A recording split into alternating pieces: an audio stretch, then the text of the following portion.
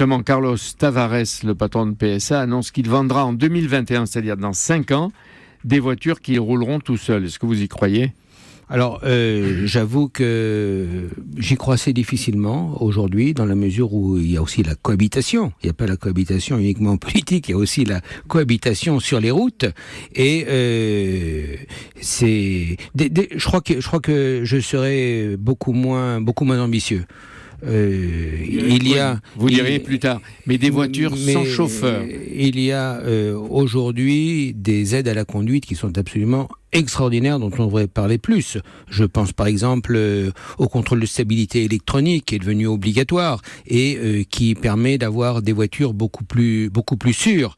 Donc il y a beaucoup de dispositifs électroniques. C'est vrai qu'on vit avec une révolution de l'électronique dans l'automobile. Il y aura d'ailleurs prochainement à Las Vegas un salon début janvier. C'est ça qui est intéressant de voir la connexion entre, si je puis dire, entre les voitures et l'électronique.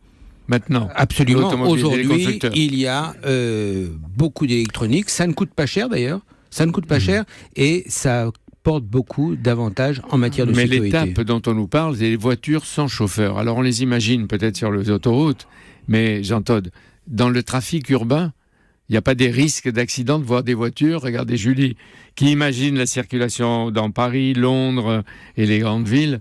Sans conducteur. Non, globalement, ça devrait être plus sûr. Vous savez, aujourd'hui, les avions volent sans pilote.